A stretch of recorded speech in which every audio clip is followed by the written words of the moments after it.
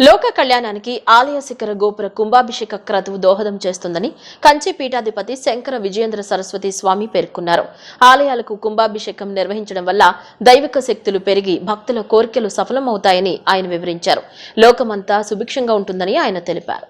3 రోజుల పాటు నిర్వహించే కుంభాభిషేక మహోత్సవాల్లో పాల్గొనేందుకు విజయవాడ చేరుకున్న కంచి పీఠాధిపతి శంకర విజయేంద్ర సరస్వతి స్వామికి ప్రకాశం బ్యారేజీ వద్ద ఘన స్వాగతం లభించింది. అక్కడి నుంచి స్వామీజీని సగౌరవంగా ఆలయానికి ఆహ్వానించారు.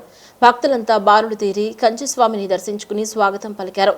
దేవస్థాన వేద పండితులు, దేవస్థాన ఈవో సీనా నాయక్, బొర రాధాకృష్ణ అధికారులు పూర్ణ కుంభంతో ఘన స్వాగతం పలికారు. అనంతరం అంతరాలయంలో వేంచేసి ఉన్న దుర్గమ్మ మూలమూర్తికి స్వామీజీ ప్రత్యేక పూజలు నిర్వహించారు. తదుపరి యాగశాలకు వెళ్లి పవిత్ర జల కలశాలకు హారతి సమర్పించారు. అనంతరం కంచి పీఠాధిపతి భక్తులకు అనుగ్రహ భాషణం చేశారు. కుంభాభిషేక ప్రాముఖ్యతను విశదీకరించారు. ఇలాంటి క్రతువులు లోక కళ్యాణానికి దోహదపడతాయని స్వామీజీ పేర్కొన్నారు. కార్యక్రమంలో దేవస్థానం పాలక మండలి చైర్మన్ రాధాకృష్ణ, ఈవో సీనా నాయక్, స్థానాచార్య విష్ణుభట్ల శివప్రసాద్ శర్మ, ప్రధాన అర్చకులు దుర్గాప్రసాద్, ఆస్థాన సిద్ధాంతి శ్రీనివాస శర్మ, వైదిక కమిటీ సభ్యులు పాల్గొన్నారు.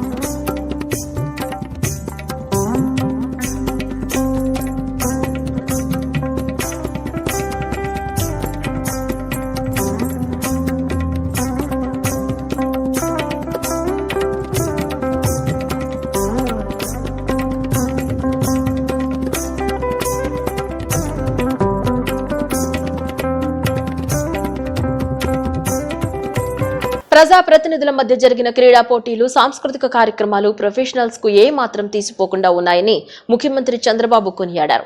వారిని చూస్తుంటే తనకు పాత రోజులు గుర్తొస్తున్నాయని ముఖ్యమంత్రి వ్యాఖ్యానించారు. ఎమ్మెల్యేలు అసెంబ్లీకే పరిమితం కాకుండా ఆల్రౌండర్లుగా నిలిచారన్నారు. ఆంధ్ర లెక్స్ కన్వెన్షన్ లో నిర్వహించిన ఎమ్మెల్యేలు, ఎమ్మెల్సీల సాంస్కృతిక కార్యక్రమానికి సీఎం చంద్రబాబు హాజరయ్యారు. జ్యోతి ప్రజ్వలన చేసి కార్యక్రమాన్ని ప్రారంభించారు. ఈ సందర్భంగా ముఖ్యమంత్రి మాట్లాడుతూ కార్యక్రమంలో పాల్గొనడం సంతోషంగా ఉందన్నారు. నేతలు క్రీడల్లో చక్కగా రాణించారు. క్రీడోత్సవాన్ని అద్భుతంగా నిర్వహించిన స్పీకర్ అయ్యన్న పాత్రుడిని మనస్ఫూర్తిగా అభినందిస్తున్నానన్నారు. ఎమ్మెల్యే జీవీఆర్ ఆంజనేయులు ఎన్టీఆర్ పాత్రలో జీవించారు. నేతన్నలను ప్రోత్సహించేందుకు మహిళా ప్రజాప్రతినిధులు చేనేత వస్త్రాలు ధరించి రావడం అభినందనీయమన్నారు. ప్రతి ఒక్క నేత కలిసిమెలిసి కుటుంబంలా పనిచేయాలని ముఖ్యమంత్రి చంద్రబాబు పిలుపునిచ్చారు.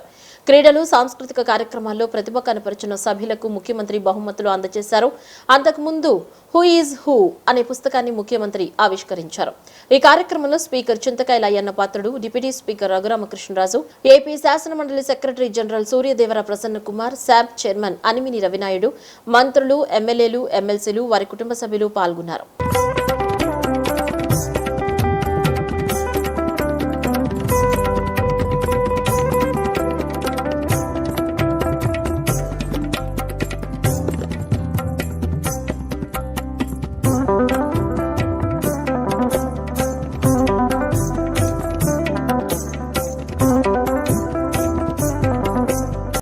అంటే ఎమ్మెల్యేలు ఎప్పుడు కూడా అసెంబ్లీకే పరిమితం కాకుండా ఆల్ రౌండ్. నాకు పాత రోజులు వస్తున్నాయి. సుదీర్ఘ రాజకీయాల్లో ఇటీవల ఫస్ట్ టైం అన్ని విషయాల్లో ఎమ్మెల్యేలు, ఎమ్మెల్సీలు శ్రద్ధ తీసుకున్న సందర్భం పోయిన సంవత్సరం. ఈ సంవత్సరం దీనికి మనస్ఫూర్తిగా అయ్యన్న పాత్రుడి గారిని అభినందిస్తున్నా. ఆయన మామూలుగా ఒక పని పట్టుకుంటే ఆ పనిలో నిమగ్నం అయిపోతాడు. అందరినీ ఉత్సాహపరిచి బ్రహ్మాండంగా చేశారు. ఈరోజు మీ ఉత్సాహం చూసిన తర్వాత ఈ కార్యక్రమాలన్నింటిలో మీరు రాణించారంటే భవిష్యత్తులో ఏమైనా చేయగలుగుతారని నమ్మకం నాకు వస్తూ ఉంది. Wonderful experience. కడాన జీవి ఆంజనేయులైతే ఎన్టీ రామారావు గారి దీన్ని కూడా వేసే సాహసం చేశాడంటే ఒక విధంగా చెప్పాలంటే నేను అనుకున్న ఎవరి నన్ను చూస్తే నాకు అర్థం కాలేదు, చూసిన తర్వాత అర్థమైంది. ఆయన అంటున్నాడు అందరిని అడిగాను ఎవరు రాలేదు, కానీ ఎన్టీ రామారావు గారి పాత్ర వేశాడని చెప్పే పరిస్థితికి వచ్చాడు. This is a really wonderful experience. అందరికీ మనస్ఫూర్తిగా అభినందనలు. ఈరోజు ఆడబిడ్డలందరూ కూడా మహిళా ఎమ్మెల్యేలు చేనేత కార్మికులను ప్రోత్సహించడానికి చేనేత వస్త్రాలతో ఇక్కడికి వచ్చి ప్రదర్శన చేశారు. ఇది కూడా వండర్ఫుల్ ఎక్స్పీరియన్స్. ఒక స్ఫూర్తిదాయకంగా చేసిన మిమ్మల్ని అందరినీ, మా రఘురామరాజు అయితే విష్ణుకుమార్ రాజు గారు ఇప్పటికైనా తగ్గతాడనుకుంటున్నాం. ఒక 6 నెలల్లో మళ్ళా 6 నెలల తర్వాత అసెంబ్లీలో చూస్తాం, గట్టిగా పట్టుకుంటాం. మీరు తగ్గాలి, తగ్గే వరకు మేము వదలు పెట్టమని చెప్పి మరొకసారి తెలియజేసుకుంటూ అందరికీ మరొక్కసారి అభినందనలు. Wonderful experience. ఇదే స్ఫూర్తితో ఎప్పుడు కూడా ఎమ్మెల్యేలంటే సీరియస్గానే కాకుండా అన్ని విషయాల్లో ఇదే మాదిరిగా ఉండాలని, ఒక ఫ్యామిలీగా మనందరం కలిసి పనిచేయాలని ఆశిస్తూ అందరికీ అభినందనలు, ధన్యవాదాలు. గడిచిన 20 నెలల్లో దాదాపు 9,000 నియామకాలు కూటమి ప్రభుత్వం చేపట్టిందని రాష్ట్ర వైద్య ఆరోగ్య శాఖ మంత్రి సత్యకుమార్ యాదవ్ వెల్లడించారు. ఇందులో 2,000 మంది వైద్యులు, 5,800 మంది పారామెడికల్ సిబ్బంది, 1,200 మంది ఆశా వర్కర్లు ఉన్నారని తెలిపారు. సగటున నెలకు 450 చొప్పున పోస్టులు భర్తీ చేశామని ఆయన పేర్కొన్నారు. ఈ నియామకాల వల్ల ప్రభుత్వంపై సంవత్సరానికి సుమారు 350 కోట్ల వరకు ఆర్థిక భారం పడుతున్నప్పటికీ పేదలకు మెరుగైన వైద్య సేవలు అందించాలనే లక్ష్యంతో ఖాళీలను భర్తీ చేస్తున్నామని మంత్రి తెలిపారు. విజయవాడలోని డాక్టర్ ఎన్టీఆర్ ఆరోగ్య విజ్ఞాన విశ్వవిద్యాలయంలోని ఆలోచన హాలులో అసంక్రమిత వ్యాధుల నియంత్రణ కార్యక్రమంలో భాగంగా ప్రాంతీయ ఏరియా ఆసుపత్రులు ఏర్పాటు చేసిన ఎన్సీడీ క్లినిక్ల నిర్వహణ కోసం ఎంపిక చేసిన 74 మంది వైద్యులకు మంత్రి నియామక పత్రాలు అందజేశారు. ఈ సందర్భంగా మంత్రి మాట్లాడుతూ జీవనశైలిలో వచ్చిన మార్పుల వల్ల అసంక్రమిత వ్యాధులు రోజురోజుకి పెరుగుతున్నాయని ఆందోళన వ్యక్తం చేశారు. ప్రివెంటివ్ చర్యల్లో భాగంగా చేపట్టిన ఎన్సీడీ 04 సర్వేలో రాష్ట్ర వ్యాప్తంగా ఓరల్, బ్రెస్ట్, సర్వైకల్ క్యాన్సర్ కేసుల గుర్తింపు పరీక్షలు నిర్వహిస్తున్నామని చెప్పారు. అనుమానిత లక్షణాలు కనిపించిన వారిని పీహెచ్సీ వైద్యులు ప్రాంతీయ ఏరియా ఆసుపత్రులకు పంపుతున్నారని తెలిపారు. ఈ రోగులకు వైద్య సేవలు అందించడంలో కొత్తగా నియమితులైన వైద్యులు కీలక పాత్ర పోషించాల్సి ఉంటుందని మంత్రి పేర్కొన్నారు. క్యాన్సర్ కేసులు సుమారు 60% వరకు ముందస్తు పరీక్షల ద్వారా నిరోధించవచ్చని అన్నారు. కొత్తగా నియమితులైన వైద్యులపై గురుతర బాధ్యత ఉందని director of secondary health doctor Chakradhar Babu అన్నారు. పీహెచ్సీలు మరియు బోధనాసుపత్రుల మధ్య వారధిగా ఉండే ఆసుపత్రుల్లో పనిచేసే వైద్యులు రోగులకు మెరుగైన సేవలు అందించాలని సూచించారు. కొత్త వైద్యుల రాకతో ఇతర వైద్యులపై ఉన్న పని ఒత్తిడి తగ్గుతుందని చెప్పారు. ఈ ఆసుపత్రుల్లో డెలివరీలు ఎక్కువగా జరుగుతున్నాయని, కేంద్ర పథకాలు కూడా ఇక్కడే అమలవుతున్నాయని పేర్కొన్నారు. ఓపీ, ఐపీ సేవలు పెరిగాయని, ఆభా ఐడి ద్వారా రోగుల వివరాలను డిజిటలైజేషన్ చేస్తున్నామని తెలిపారు. No response means that either you understand everything and therefore you don't need any lecture, further lecture on it, or you didn't understand anything and therefore you don't want to listen it again. Is that so? అర్థమైందా లేదా? మీరు చెప్తే తర్వాత నేను ఏదో కాస్త add చేయాలంటే add చేస్తాను, లేదంటే వెళ్ళి కూర్చుంటాను. అంత అర్థమైంది కదా? ఇవాళ చాలా ఈ 20 monthsలో స్టేట్లో చంద్రబాబు నాయుడు గారి నాయకత్వంలో ఎన్డీఏ ప్రభుత్వం ఏర్పాటైన తర్వాత దాదాపు 8,700 రిక్రూట్మెంట్ చేశారు. అసిస్టెంట్ ప్రొఫెసర్స్ కావచ్చు, మెడికల్ ఆఫీసర్లు కావచ్చు. ఆయుష్ కలిపితే it goes beyond 8,700 is only in allopathy across primary health, commissionerate, secondary health and tertiary health care. ఆయుష్లో కూడా 500, మొత్తం కలిపి 9,200 ఉద్యోగాల నోటిఫికేషన్ ఇవ్వడం, నియామకాలు చేపట్టడం జరిగింది. ఇంత పెద్ద ఎత్తున నియామకాలు చేపట్టినా కూడా అంటే సగటున ప్రతి నెల 500 ఉద్యోగాలు ఇచ్చాం. సగటున 500 ఉద్యోగాలు ఇచ్చాం. కానీ ఏ రోజు ఏ విధంగా ఒక సమావేశం పెట్టి అపాయింట్మెంట్ ఆర్డర్స్ ఇచ్చే పని చెయ్యలేదు. చేసిన దాంట్లో సీనియర్ అఫీషియల్ ఇవాళ దాకా అటెండ్ కాలేదు. మినిస్టర్ అసలే పార్టిసిపేట్ కాలేదు. కానీ ఇవాళ ఎందుకు వచ్చాము అంటే దీని ఇంపార్టెన్స్ మీరు అర్థం చేసుకోవాలి. ఇవాళ మనందరికీ తెలుసు, ముందు నుంచి కూడా మన చిన్నప్పుడంతా కమ్యూనికబుల్ డిసీజెస్ అంటే భయపడే వాళ్ళం. ట్యూబర్క్యులోసిసో లేదా లెప్రసీనో రకరకాలవి. ఇప్పుడు అది సమస్య కాదు. Non communicable diseases are posing a biggest challenge to the mankind. ఇప్పుడు దీని మీద ప్రధానంగా దృష్టి పెట్టడం జరిగింది. ఇంతకుముందు గవర్నమెంట్ ప్రోగ్రామ్స్ అన్నీ, గవర్నమెంట్ ఆఫ్ ఇండియా ప్రోగ్రామ్స్ అన్నీ ఈ కమ్యూనికబుల్ డిసీజెస్ మీదే ఫోకస్ ఉండేది. ఇవాళ నాన్ కమ్యూనికబుల్ డిసీజెస్ మీద ఫోకస్ ఎక్కువ ఉంటుంది. విజయవాడ బస్టాండ్ సమీపంలోని ఓ హోటల్లో పోలీసులు తనిఖీలు నిర్వహిస్తుండగా ఊహించని పరిణామం ఎదురైంది. ఓ వ్యక్తి పోలీసులపైనే తుపాకీతో కాల్పులు జరిపేందుకు ప్రయత్నించడం నగరంలో సంచలనంగా మారింది. విజయవాడ పోలీసులు, ఈగల్ అధికారులు బస్టాండ్ సమీపంలోని బాలాజీ హోటల్లో కార్డన్ సెర్చ్ నిర్వహిస్తున్నారు. తనిఖీ చేస్తున్న సమయంలో ఓ వ్యక్తి అకస్మాత్తుగా తన వద్ద ఉన్న తుపాకీతో అధికారులపై కాల్పులు జరిపేందుకు ప్రయత్నించాడు. ఈ సమయంలో నిందితుడు ట్రిగ్గర్ నొక్కినప్పటికీ టెక్నికల్ లోపం కారణంగా బుల్లెట్ ఛాంబర్లోకి రాకపోవడంతో అధికారులు ప్రాణాపాయం నుంచి త్రుటిలో తప్పించుకున్నారు. కాల్పులు విఫలం కావడంతో నిందితుడు అక్కడి నుంచి పారిపోయేందుకు ప్రయత్నించాడు. పోలీసులు, ఈగల్ అధికారులు ప్రాణాలకు తెగించి అతన్ని వెంటాడి పట్టుకున్నారు.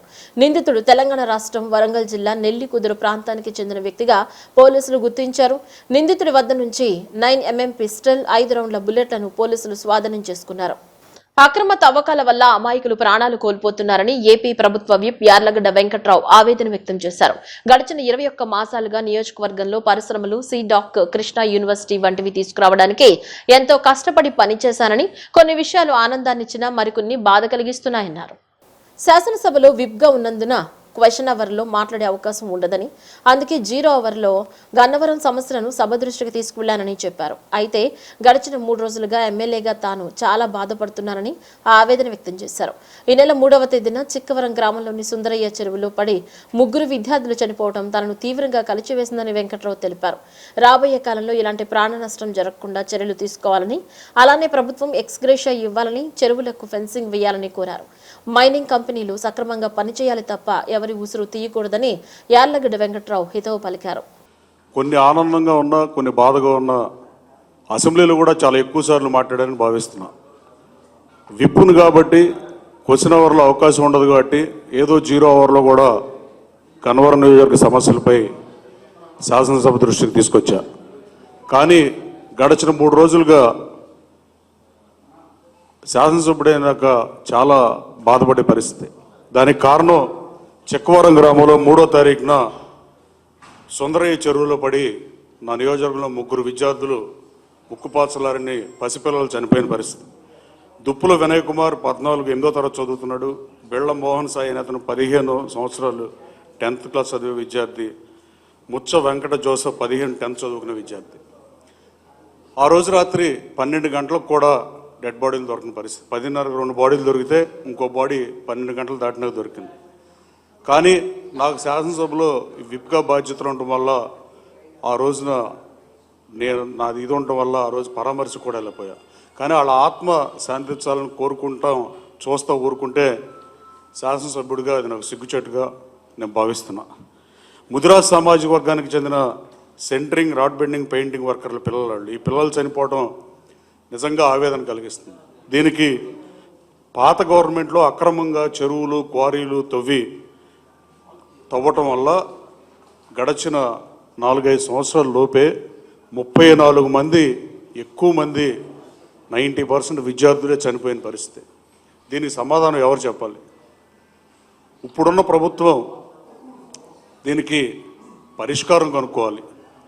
గత ప్రభుత్వం నియమ నిబంధనను ఉల్లంఘించి అక్రమ క్వారీయింగ్ జరిపి, అక్రమ మైనింగ్ జరిపి మొన్న రాత్రి 3వ తారీఖు రాత్రి గజేతగాళ్ళు ఇల్లా గతంలో ఒక ఇంజనీరింగ్ స్టూడెంట్లు కూడా పోయిన సంవత్సరం 3 చనిపోతే ఆ కాలేజీ యాజమాన్యంతో మాట్లాడి డబ్బులు ఇప్పించిన పరిస్థితి. కానీ ఈ డబ్బుల వల్ల పోయిన ప్రాణం తిరిగి రాదు. కానీ గజ ఎత్తగాళ్ళు సైతం మొన్న వరదల ముందు సావారుగూడెంలో కూడా చెరువులో ఒక కారు వెళ్ళిపోతే పగలపూట కాబట్టి ఎలాగోలా గజ ఎత్తగాళ్ళు తీసుకొచ్చినా 2 చనిపోయారు. కలెక్టర్ని అడిగి వాళ్ళకి డబ్బులు ఇప్పించా. కానీ ఇట్లా 34 మంది విద్యార్థులు, కొంతమంది పెద్దవాళ్ళు కూడా ఉన్నారు వీళ్ళలో చనిపోవడం నిజంగా ఇది గత పాలకుల శాపం. వాళ్ళ ఉసురు డెఫినెట్గా తగులుద్దని నేను భావిస్తున్నా. ముక్కుపాచలు ఈ ప్రభుత్వం వేయాల్సిందే నేను ప్రభుత్వాన్ని డిమాండ్ చేస్తున్నాను. అసెంబ్లీలో మాట్లాడదాం అనుకుంటే 3 రోజులుగా 0 అవర్ లేని పరిస్థితి, కాలింగ్ అటెన్షన్ ఇస్తానికి విప్గా నాకు అవకాశం లేని పరిస్థితి. అదే శాసనసభ్యుడిగా ఉంటే ఇచ్చే పని విప్ను కాబట్టి నేను కాలింగ్ అటెన్షన్లో ఇవ్వలేను. అలాగే క్వశ్చన్ అవర్లో క్వశ్చన్ కూడా ఇంప్లీడ్ అవుదామని కూడా సందర్భం రాలేదు. అందుకని మీడియా ముఖంగా ప్రభుత్వాన్ని కోరుతున్నా, ఎట్టి పరిస్థితుల్లో ఇప్పుడు ఉన్న చెరువులు మొత్తానికి బాపులపాడులో 53, గన్నవరంలో 28, ఉంగుటూరులో 3 చెరువుల చుట్టూ ఫెన్సింగ్ కనుక ఏర్పాటు చేయకపోతే ఈ ప్రజల ప్రాణాలు పోయిన దానికి మనం సాక్షిగా ఉండడం కరెక్ట్ కాదు. గౌరవ మంత్రి దృష్టికి తీసుకెళ్ళా, మైనింగ్ మంత్రి దృష్టికి కూడా తీసుకెళ్ళా, ఆయనకి అర్జీ కూడా ఇచ్చా, జిల్లా కలెక్టర్ కూడా అర్జీ ఇస్తున్నా. వాళ్ళ కుటుంబాలకు ఎక్స్గ్రేషియా ప్రభుత్వం ప్రకటించాలని డిమాండ్ చేస్తున్నా. బులెటిన్లో షార్ట్ బ్రేక్.